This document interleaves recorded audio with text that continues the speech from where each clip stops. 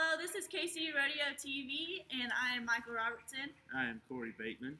Today we're going to talk about the long hours and hard work that the rodeo kids put in to get where they need to be on the rodeo team and achieve their goals.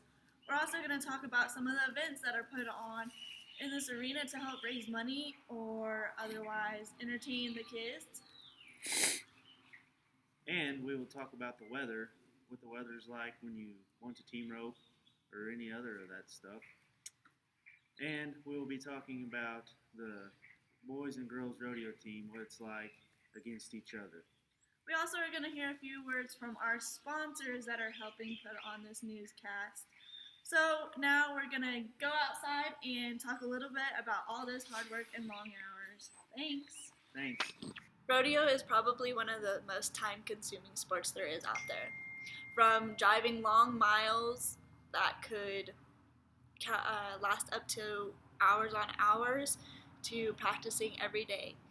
We have to put in all the extra time we can to make ourselves better because we are not just working with ourselves and another teammate, but we are also working with a 1,200-pound animal, and we have to convince them to do whatever it is that we want them to.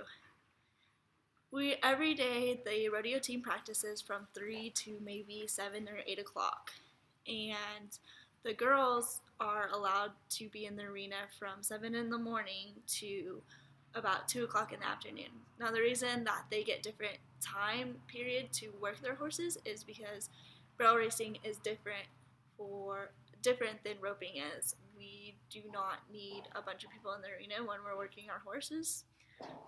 It would be a little detrimental to what we're trying to do.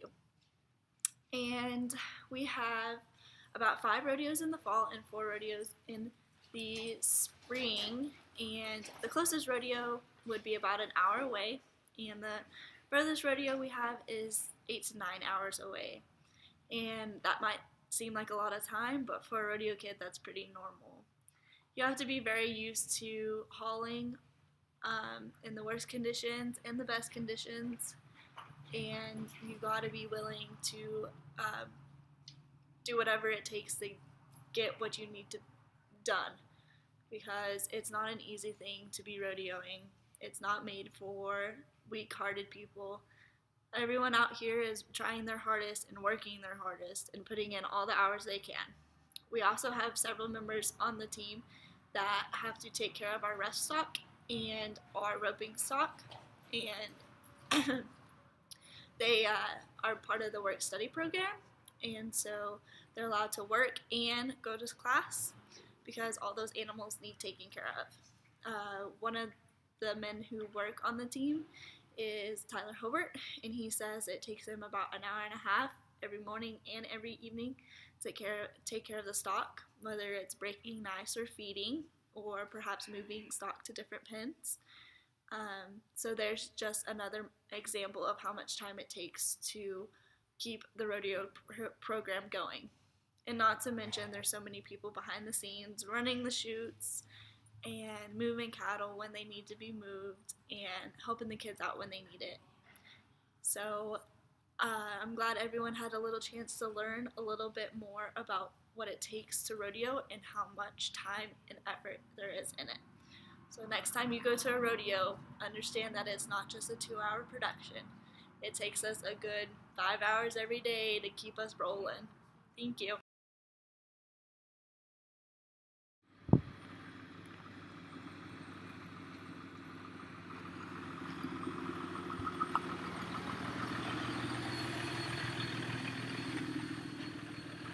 You're ranching, you don't have that time for the sun to be in your eyes, so that's why you got to get Beck's sunglasses.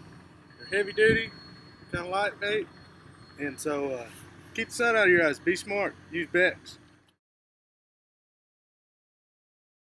Hey, this is Michael Robertson in the outdoor Clarendon College Rodeo Arena, and they are out here team roping. Now this is an event that we can host, and people from all over the Texas Panhandle can come and enter a team roping. There are many people that like to rope around here, and it's a good way to get the community together and for the rodeo team to make a little bit of money on the side. this past weekend we hosted a team roping, and it was $150 to enter per person on a team, and that would give you 4 runs, and there were 3 rounds. And the way that works is you'll run one, and if you keep catching and getting the time, you get to go on to the next round. And there's only 3 of them. So we had a couple of Clarendon people win at the rodeo, and it was Wyatt Casper and his brother Clay Casper from WT. And right now our team is practicing, and the way this works is there will be someone catch the horns of a steer, and then the other person of the team catches the heels, the back legs, and the fastest time wins. And the whole point is to beat the clock. So that's about how team roping works, and thanks for watching. Alright, welcome to KCCR TV. Today I'm your weather guy, I'm Caleb Urbanzik. We're going to have a cold spell coming into the Texas Panhandle. It's going to require a lot of wind. So if you're going to plan on doing any roping or rodeo events, you may find you a barn. The wind kind of makes it a little tougher on us ropers. Swinging ropes, it's hard whenever it's windy. There's a little, we're right about here. There's that cold front's about right here. It should be here about noon tomorrow. Yeah, it's not going to be much fun. So I think that's about all we have for the weather, because there's not much moisture because it's dry here in the Texas Panhandle. And so back to our other feature about rodeo and team roping. So thank you.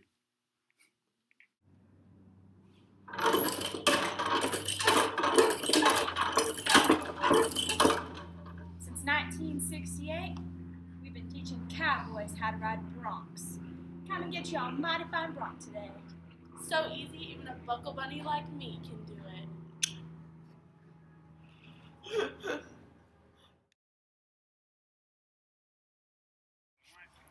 This is Wesley Wright on the rodeo team, and he's going to talk to you a little about the boys team. Well, we've had a little bit of good this year. We got a bronc rider that's been doing pretty good. Old Colton Jackson, he's been spurring just about everything they run underneath him. White Casper, he's been riding the heck out of come. So, a couple of them too. Sorry, I got my words a little mixed up right there. Calf roping, we hadn't done all the good in the world, but had a couple team ropers make a short round. White Casper again. Kind of an all-around hand. I don't know if you know him. Hobart and Hash, team out of Kansas, they come down here to do a little team roping. They come back in Alpine. Had a little tough luck, hit or missed, but it'll be all right. We got a pretty good showing, kinda, but we should be all right next semester. Okay, thank you, Wesley. Now we're going to talk to a girl on the team. Hey, this is Michael, and I'm here with Colby on the girls' rodeo team, and we're here to talk to you a little bit about the girls. I'm Colby, as she said, and I made it back to the short go a couple times in the breakaway roping. I also run barrels, and the girls, they've had a little tough luck this year, doing good, and next semester we're going to do a lot better. That's the plan. All right, thank you. Now back to the anchors.